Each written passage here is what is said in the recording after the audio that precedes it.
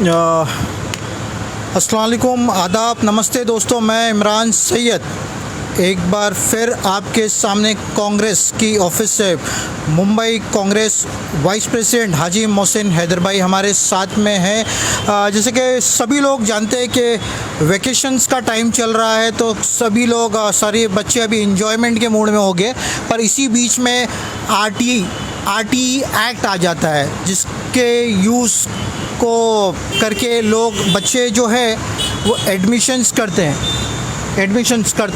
पर एक कहा जा सकता है कि आरटी एक मुंबई में, एक महाराष्ट्र में एक अच्छा फेस्टिवल मनाया जाता है, जहाँ पर लोग खुशियों से एडमिशन फॉर्म भरने पहुँचते हैं। पर इस साल इसी ऑफिस को अगर देखें तो पूरा खाली नज़र आ रहा है मोहसिन भाई।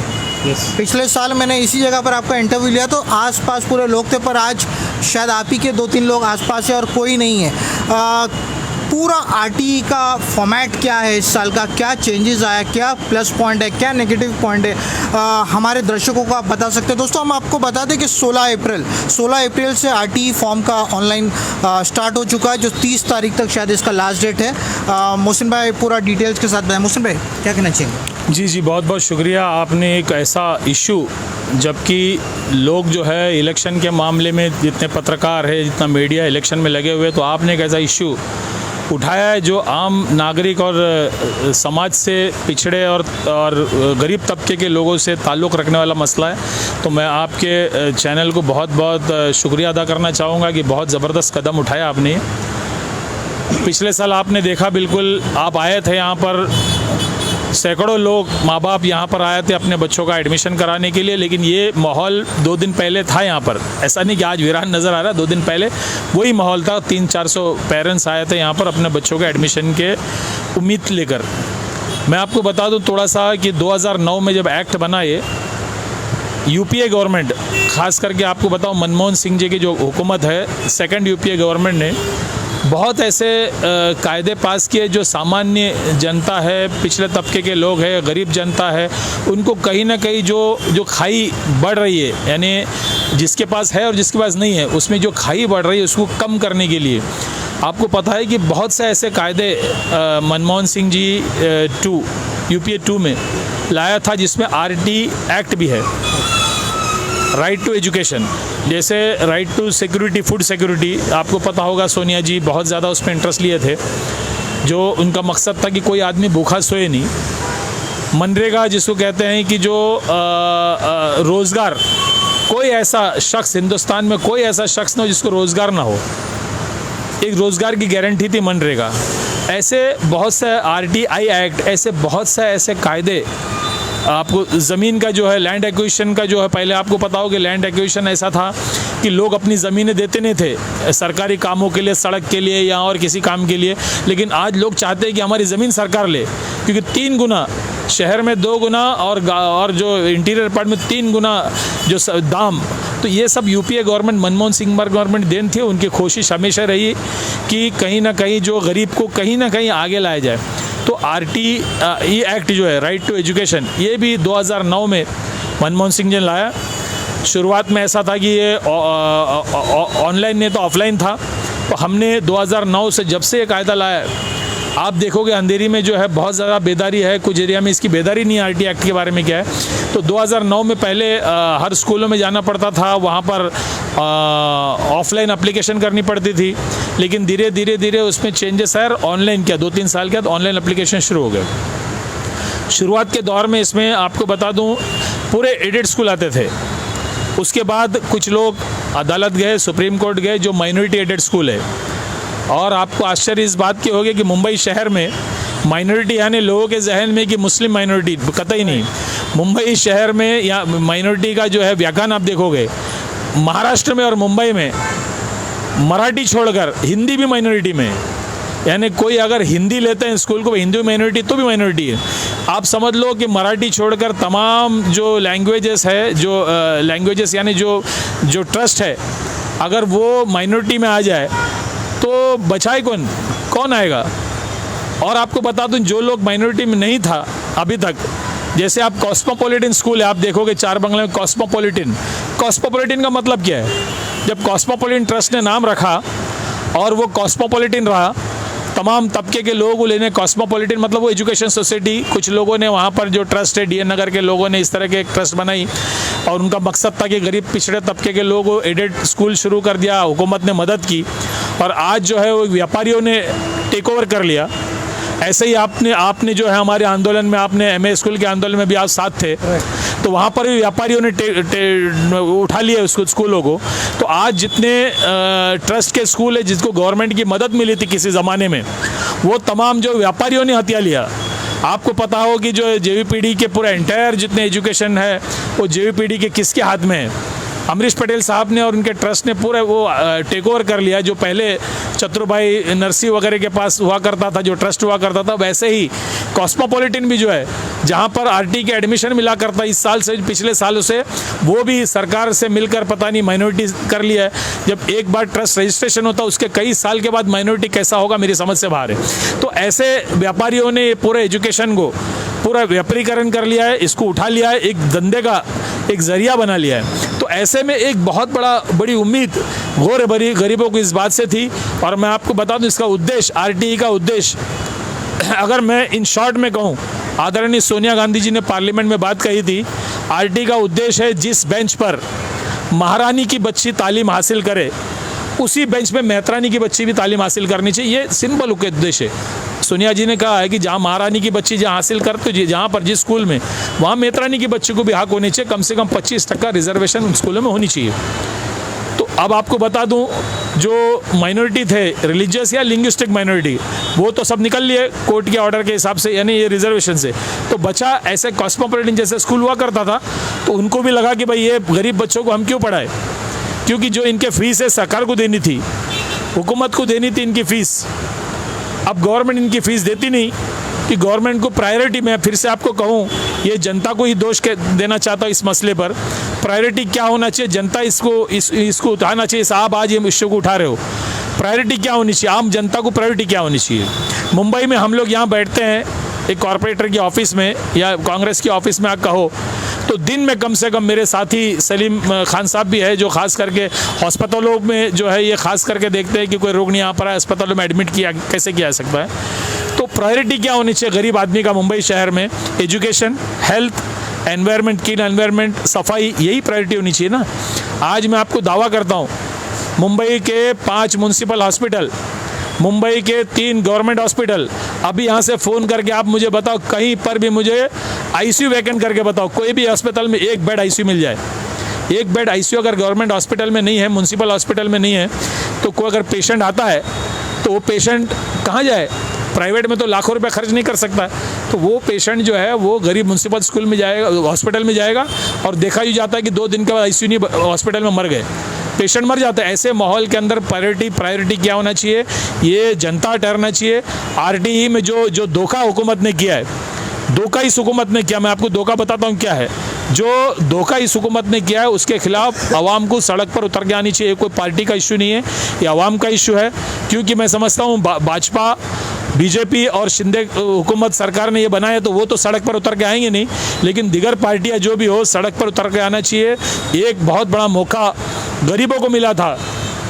मेरे विभाग के गरीब बच्चे, वाडिया जैसे स्कूल, जहाँ पहले गरीब के माँ बाप सोच भी नहीं सकता कि मेरा जो है बच्चा वाडिया स्कूल में, कॉस्मोपॉलिटन स्कूल में, बिल्लाबोंग स्कूल में मेरा बच्चा तालीम हासिल कर सकता है, ऐसा सोच भी नहीं सकता। जो पिछले 2009 से आज तक वो माँ बाप खुश है।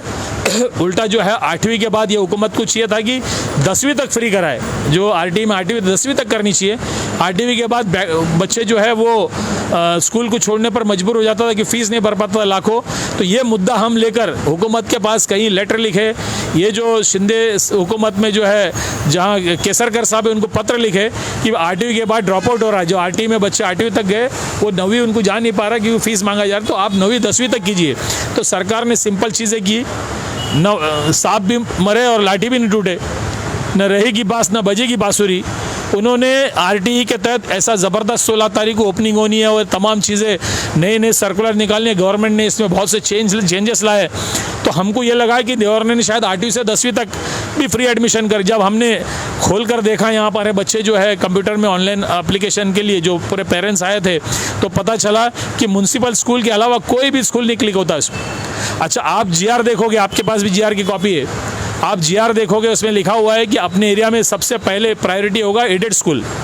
सेकंड, इस पे ध्यान दीजिएगा, यहाँ पर पहली प्रायोरिटी होगा एडेड स्कूल, दूसरे प्रायोरिटी जो होगा कि गवर्नमेंट स्कूल, फिर म्यूनसिपल स्कूल, फिर प्राइवेट स्कूल, प्राइवेट अनएडेड, जिसको फीस भरनी पड़ती थी स्टेट गवर्नमेंट को, सिर्फ प्राइवेट एडेड को फीस भरनी पड़ती है। एडेड स्कूल तो वैसे ही गवर्नमेंट और म्यूनसिपल एडेड होता है, और प्राइमरी में म्यूनसिपल एडेड और सेकेंडरी में स्टेट गवर्नमेंट की एड। तो आप आज 10 ऑप्शन है, आप 10 ऑप्शन बटन दबा के देखिए इस मेरे ऑफिस से। म्यूनसिपल स्कूल तो सिर्फ दाऊद बाग आना चाहिए 1 किलोमीटर के अंदर, बाकी 1 किलोमीटर के अंदर म्यूनसिपल स्कूल मेरे एरिया का कोई नहीं है। अगर म्यूनसिपल स्कूल एडेड स्कूल, अगर म्यूनसिपल स्कूल नहीं आता हो तो दिगर जो प्राइवेट स्कूल आनी चाहिए, जो पहले आता था वाडिया स्कूल है, तमाम चीज़ें अगर देखा जाओ तो उस पर गवर्नमेंट के स्कूल मुंबई में नहीं है, वो ZP वगैरह मुंबई के बाहर है, मुंबई में म्यूनसिपल स्कूल है। म्यूनसिपल स्कूल के अलावा वो 10 ऑप्शन में कोई भी स्कूल नहीं आता है। लिस्ट तो दिया इन्होंने, एडेड का भी है, उसमें अनएडेड का भी है, बड़े लिस्ट वगैरह निकाला इन्होंने, लेकिन वो ऑप्शन क्लिक ही नहीं होता है।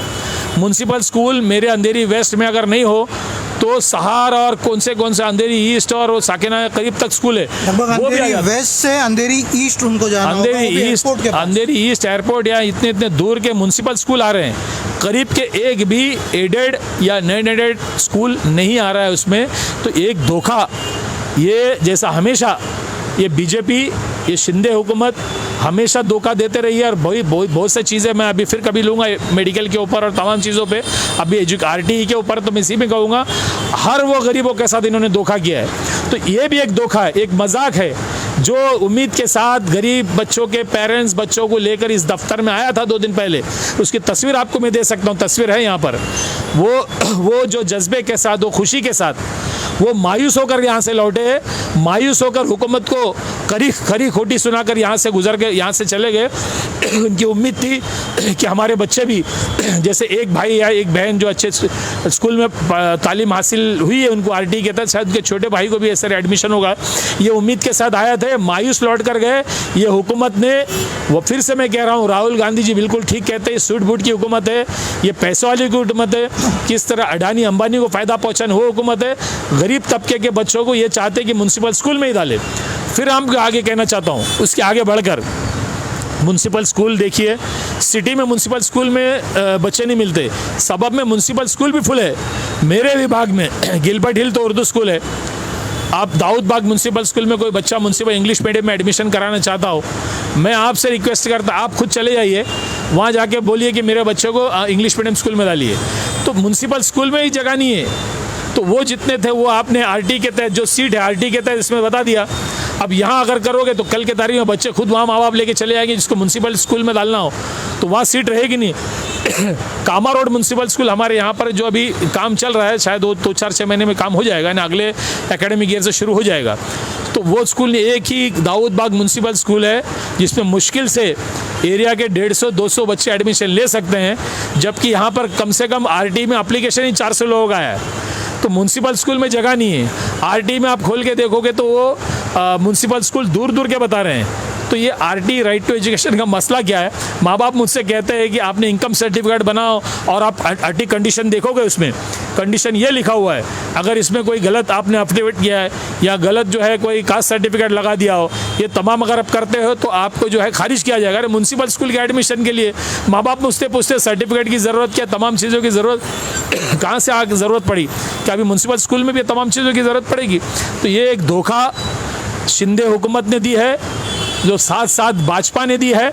बीजेपी और शिंदे हुकूमत ने फिर बताया है कि हम सिर्फ बातों से गरीबों को लुभाएंगे, बाकी जहाँ असली मुद्दा आएगा तो सिर्फ अमीरों की सरकार या गरीबों की सरकार ने फिर आरटीई के तहत इन्होंने बता दिया। मोहसिन भाई, अगर बीएमसी का एडमिशन देखा जाए तो एक आम इंसान भी डायरेक्टली जाके कर सकता है। मुझे लगता है उस पर एक आधार कार्ड और एक बर्थ सर्टिफिकेट की ज़रूरत होती है, फिर वो ये प्रोसीजर को क्यों आरटीई वगैरह के चक्कर में? देखिए म्यूनसिपल स्कूल में, और मैं बता दूँ, आपको आधार कार्ड की भी ज़रूरत नहीं है और बर्थ सर्टिफिकेट की भी ज़रूरत नहीं है। अच्छा। क्योंकि सरकार का वो बिल्कुल जो हमारे जब कोविड के दौरान कहीं जो है उसमें सर्कुलर निकाले थे, जो हमारे वर्षाताई गायकवाड़ एजुकेशन मिनिस्टर थे, उस टाइम उन्होंने सर्कुलर निकाली थी, क्योंकि बहुत सा ऐसा था कि स्कूलों में फ़ीस नहीं भर पाते थे।